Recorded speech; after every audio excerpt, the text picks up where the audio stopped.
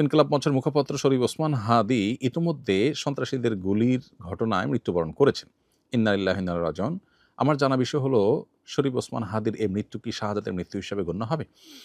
প্রিয় দর্শক, কোনো মানুষের মধ্যে যদি আল্লাহর সন্তুষ্টি লাভের আশায় মানুষের কল্যাণ সাধনা, ইনসাফ প্রতিষ্ঠা করা, মুসলিম মিল্লাতের চেতনা ধারণ করা এবং মানুষের অধিকার আদায় করার মানসিকতা থাকে এবং সেটার জন্য তিনি যদি লড়ে যান, সংগ্রাম করে যান, এমত অবস্থা যদি তার এই চেতনার কারণে তিনি আক্রমণের শিকার হন এবং মারা যান, সন্দেহাতীতভাবে তিনি শাহাদাতের মর্যাদা লাভ করবেন ইনশাআল্লাহ তাআলা।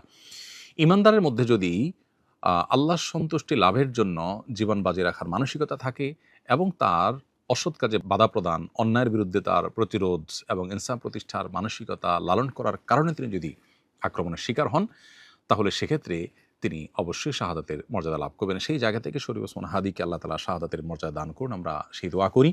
আর এমনিতেই নবী সাল্লাল্লাহু আলাইহি ওয়াসাল্লাম বলেছেন, মান কুতিলা দুনা দামিহি ফাহুয়া শাহীদ। যে ব্যক্তি কারোর হাতে খুন হয়েছে, জীবন রক্ষা করতে গিয়ে তার জীবন খুন হয়েছে, অর্থাৎ সাধারণ ধস্তাধস্তিতে অথবা কোনো ডাকাতের হাতে মারা গেছে, সেও শাহাদাতের মর্যাদা লাভ করেন।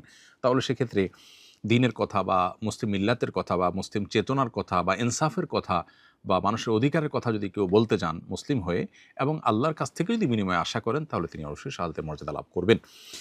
অনেকে আছেন যারা বিপ্লবী মানসিকতা ধারণ করেন, তারা অন্যায়ের বিরুদ্ধে সংগ্রাম করেন। তাদের সে সংগ্রামকে আমরা অবশ্যই শ্রদ্ধা করব। কিন্তু তার মধ্যে যদি আল্লাহর প্রতি বিশ্বাস না থাকে, অথবা তিনি যদি এই সংগ্রামটা করেন তার মানবিক চেতনা থেকে শুধুমাত্র, এর জন্য তিনি আল্লাহর কাছ থেকে কোনো বিনিময় আশা করেন না, আল্লাহর সন্তুষ্টি লাভের আশায় করেন না, কোরআন হাদিসের নির্দেশনার কারণে করেন না, তাহলে সেক্ষেত্রে তার এই আত্মত্যাগটা শাহাদাত হিসাবে বিবেচিত হবে না। শাহাদাত বিষয়টা আসলে নিয়তের সাথে সংশ্লিষ্ট বিষয়। কেউ যদি আল্লাহর সন্তুষ্টির আশায় জীবন বাজি রাখেন, যা করেন তা আল্লাহকে খুশি করার জন্য করেন, তার জীবন মরণ আল্লাহর উদ্দেশ্যে যিনি উৎসর্গ করার জন্য প্রস্তুত থাকেন, তাহলে সেক্ষেত্রে তিনি শাহাদাতের মর্যাদা লাভ করেন।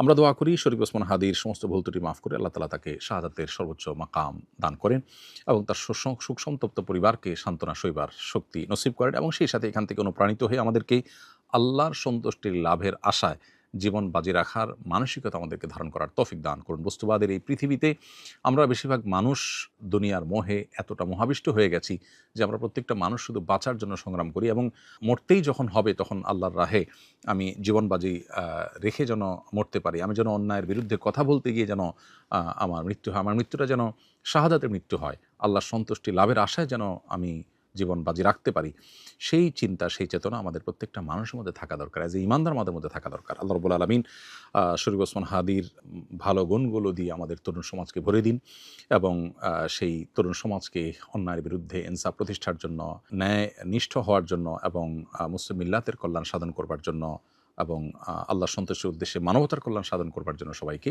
দুনিয়ার লোভ মোহের ঊর্ধ্বে উঠে আল্লাহর উদ্দেশ্যে নিজের জীবনকে উৎসর্গ করার এবং নজরানা পেশ করার তৌফিক আমাদেরকে দান করুন।